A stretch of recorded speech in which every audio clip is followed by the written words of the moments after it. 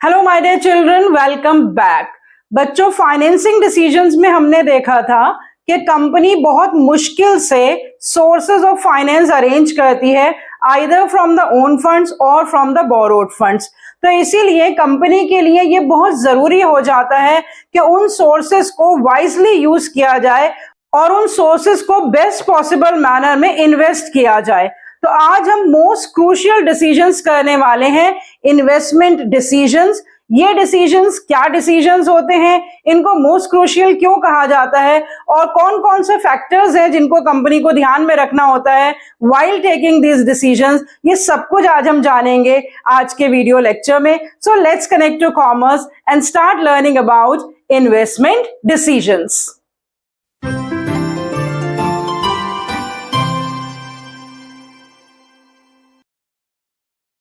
Investment decisions, बच्चों, these are the decisions related to how the company's funds are invested in the various assets. Look at the definition. The decisions related to how company's funds are invested in the different assets. Assets आप सभी को पता है, short term assets भी होते हैं और long term assets भी होते हैं. These decisions include long term plus short term investment decisions. तो ये जो लॉन्ग टर्म और शॉर्ट टर्म इन्वेस्टमेंट डिसीजंस हैं, इनको इंडिविजुअली और स्पेसिफिकली क्या कहा जाता है? Let's see. Long term decisions are called capital budgeting decisions which are related to investments in the fixed assets, and short term decisions are called working capital decisions which are related to the levels of cash, inventories and receivables. इसका मतलब कि दो major decisions जो हैं वो investment decisions की category में include होते हैं। एक डिसीजन ये कि कितने फंड्स जो हैं वो फिक्स एसेट्स खरीदने के लिए लगाए जाएं, क्योंकि फिक्स एसेट्स जो होते हैं वो बहुत ही इंपॉर्टेंट रोल प्ले करते हैं कंपनी की ग्रोथ में, प्रॉफिटेबिलिटी में, उसकी एक्सपेंशन में। लेकिन इसका मतलब ये नहीं है कि वर्किंग कैपिटल डिसीजंस इंपॉर्टेंट नहीं होते हैं। करंट एसेट्स से related cash management, inventory management, receivables management, ये सारे भी बहुत इंपॉर्टेंट एरियाज ऑफ मैनेजमेंट हैं जो कि इन्वेस्टमेंट डिसीजंस में कवर अप होते हैं। तो इसलिए कंपनी को दोनों ही तरह के डिसीजंस बहुत वाइजली लेने होते हैं। इनफैक्ट कंपनी को बैलेंस मेंटेन करना पड़ता है।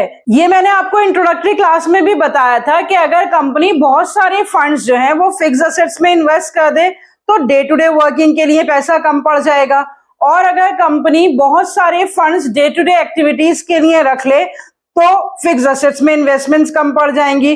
तो कंपनी को तो बैलेंस मेंटेन करना पड़ता है कि कितनी इन्वेस्टमेंट्स फिक्स एसेट्स में की जाए और कितना capital day to day activities के लिए रखा जाए। देखो बच्चों, जो रिसोर्सेज होते हैं ना वो तो बहुत लिमिटेड होते हैं, और जो इन रिसोर्सेज का इस्तेमाल होता है वो बहुत सारी तरह से हो सकता है। तो इसीलिए कंपनी को चॉइस तो करनी ही पड़ेगी that how they have to make use of these resources wisely and in the best possible manner. अब हम ये देख लेते हैं कि जो कैपिटल बजटिंग डिसीजंस हैं वो मोस्ट क्रूशियल क्यों माने जाते हैं। इसके बहुत सारे रीजंस हैं बच्चों। सबसे पहला रीजन कि जो कैपिटल बजटिंग डिसीजंस हैं they affect the earning capacity, the size of the assets, the competitiveness and the long term growth of the company. Company की हर एक लॉन्ग टर्म एस्पेक्ट, चाहे वो उसकी कॉम्पिटिटिव एबिलिटी हो, चाहे उसके एसेट्स का साइज हो, चाहे वो कंपनी की अर्निंग कैपेसिटी हो, वो सब कुछ किस पे डिपेंडेंट करता है? उसके अमाउंट ऑफ फिक्स एसेट्स पे। और जो अमाउंट ऑफ फिक्स एसेट्स हैं वो किस पे डिपेंडेंट होते हैं? कैपिटल बजटिंग डिसीजंस पे। दूसरा रीजन देखिए, they involve the huge amount of investments and greater degree of risk. सबसे ज्यादा रिस्की डिसीजंस होते हैं और इसमें बहुत ह्यूज अमाउंट्स इन्वॉल्व होते हैं। तीसरा रीजन देखिए, इररिवर्सिबल होते हैं, रिवोकेबल नहीं होते हैं। एक बार अगर ये डिसाइड कर लिया गया कि किसी फिक्स एसेट पे पैसा लगाया जाएगा और उसमें पैसा लगा दिया गया तो अब वो पैसा वापस कैश नहीं हो सकता है। They affect the financial Fortune of a business. कहा जाता है कि एक bad investment decision badly company की रेपुटेशन और फाइनेंशियल फॉर्च्यून को अफेक्ट करता है। तो क्योंकि ये डिसीजंस जो हैं कंपनी की प्रॉफिटेबिलिटी, उसकी गुडविल, कंपनी की लॉन्ग टर्म ग्रोथ, सब चीजों के ऊपर असर डालते हैं, इसीलिए इनको मोस्ट क्रूशियल डिसीजंस कहा जाता है। वैसे भी बच्चों आप सोचिए, अगर बहुत सारे सोर्सेस से फंड्स तो अरेंज हो गए, लेकिन अगर उन फंड्स को गलत जगह पे इन्वेस्ट कर दिया गया तो फिर उससे कोई प्रॉफिटेबिलिटी का स्कोप नहीं रहेगा। तो हमारा जो मेन ऑब्जेक्टिव होता है, हमने शुरू में ही पढ़ लिया, फाइनेंशियल मैनेजमेंट का मेन ऑब्जेक्टिव ये होता है कि शेयर होल्डर्स की वेल्थ को बढ़ाना। शेयर होल्डर्स की वेल्थ कब बढ़ सकती है? जब उन्हें मैक्सिमम रिटर्न्स दिए जाए। उनको मैक्सिमम रिटर्न्स कब दे सकते हैं? जब हम अपने फंड्स को वाइजली इन्वेस्ट करें। तो इसीलिए कहा जाता है कि जो फाइनल आउटकम, फाइनल ऑब्जेक्टिव है फाइनेंशियल मैनेजमेंट का, उसको अचीव करने के लिए जो सबसे ज्यादा ध्यान देना है वो किन डिसीजंस पे देना है? कैपिटल बजटिंग डिसीजंस पे। फिर देखिए बच्चों के short term working capital decisions जो होते हैं वो भी इंपॉर्टेंट होते हैं, क्योंकि वो लिक्विडिटी और प्रॉफिटेबिलिटी दोनों पर असर डालते हैं। आपने अकाउंटिंग रेशियोज कर ली होंगी, profitability ratios, solvency ratios, liquidity ratios, turnover ratios. तो लिक्विडिटी रेशियोज में कंपनी की एबिलिटी टू पे चेक की जाती है।